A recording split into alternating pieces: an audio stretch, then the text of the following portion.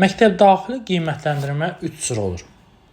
Diaqnostik, summativ və formativ qiymətləndirmə. Diaqnostik qiymətləndirmə fiziki tərbiyədən 3 istiqamət üzrə aparılır. İlin əvvəlində keçirilir diaqnostik qiymətləndirmə.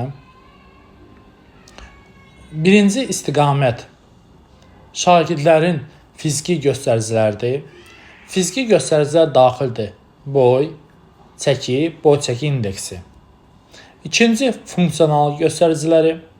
Funksional göstəricilərə aiddir: nəbz vurğusu, ağciyərin hərəkət ritmi. Və üçüncü, hər bir hərəkət qabiliyyətə aid bir normativ qəbul edilir. Sürət qabiliyyətində 30 metrə qaçış, sürət güc qabiliyyətindən yerində uzunluğa tullanma, bədən əymə qabiliyyətində oturmuş vəziyyətə irəliləyilmə, qüvvə qabiliyyətində oğlanlar sallanmış turnikdə dartılma, qızlar isə alçaq turnikdə dartılma. Summativ qiymətləndirmə 2 hissəyə bölünür: böyük summativ qiymətləndirmə və kiçik summativ qiymətləndirmə. Böyük summativ qiymətləndirmə hər yarım ilin sonunda keçirilir. Böyük summativ qiymətləndirmənin normativləri diaqnostik qiymətləndirmənin normativləri ilə eynidir. Kiçik summativ qiymətləndirmə hər tədris vahidinin sonunda keçirilir. Hər iki qabiliyyətdə və yaxud da adlanan tədris vahidi. Birinci yarımildə 3 hər iki qabiliyyət üzrə normativ keçirilir. Sürət qabiliyyətində 5-ci sinifdə 30 metrə qaçış, 6-cı 9-cu sinifdə 60 metrə qaçış, 10-11-ci sinifdə 100 metrə qaçış. Sürət güc qabiliyyətinin normativləri 5-ci 9-cu sinifdə qaçaraq uzanan tullanma, qaçaraq hündürlüyə tullanma və tenis topun atılmasıdır. 10-cu 11-ci siniflərdə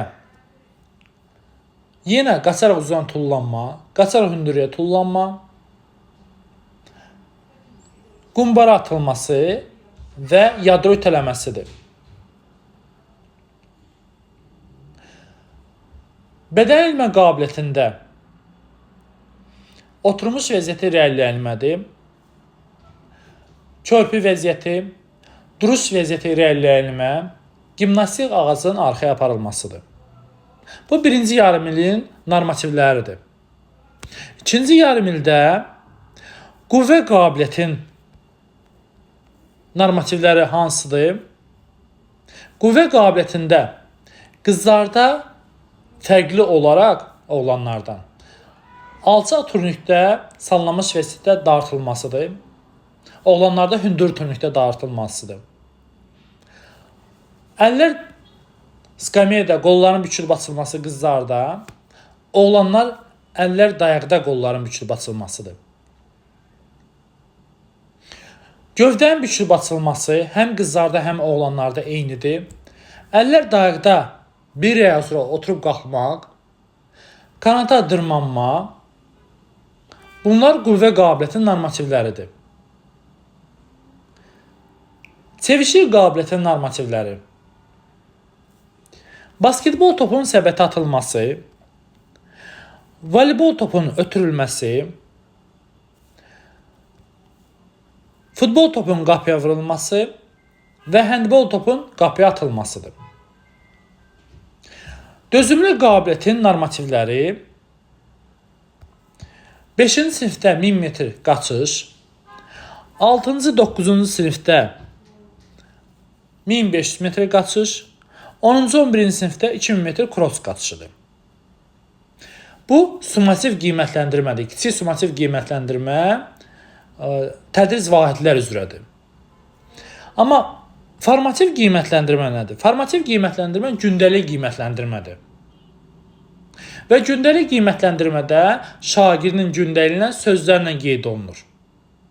Bir nümunə kimi deyək. Qiymətləndirmə 4 istiqamət üzrə aparılır. 4 məzmun xətti var və 4 məzmun xətti üzrə qiymətləndirmə keçirilir.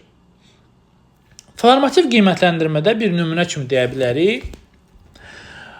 Şagird sevgi qabiliyyətinə aid məlumat verə bilmir. Bu nədir? 2 qiyməti. Və yaxud da sevgi qabiliyyətinə aid ətraflı məlumat verir. Bu 5 qiymətidir. 0-dan 30 bala kimi 2 qiymətidir. 30 baldan 60 bala kimi 3 qiymətidir.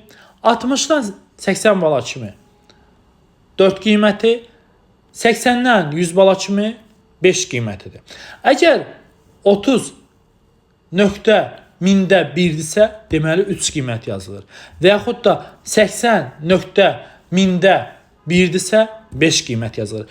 30-u keçdi 3, 60-ı keçdi 4, 80-i keçdi 5 qiyməti şagird alır. Bacara vərdişdə formativ qiymətləndirmədə əgər şagird 3 qiyməti alırsa, qeyddə necə olmalıdır? Müəllim şagirdin gündəliyinə yazır, nümunə kimi. Sevgi tədris vahidinə aid hərəkətləri qüsurlu icra edir. Deməli, şagird alır hansı qiyməti? 3 qiyməti. Valideyn baxır, görür ki, mənim evladım 3 qiyməti alıb. Hərəkət edən zamanı.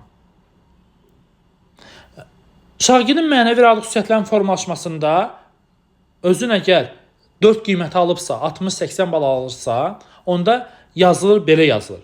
Yoldaşı ilə ünsiyyət qurur, hər iki fəaliyyətində inamlıdır. Deməli, şagird alır nə qiyməti? 4 qiyməti. 60-80 arası 4 qiymət alır.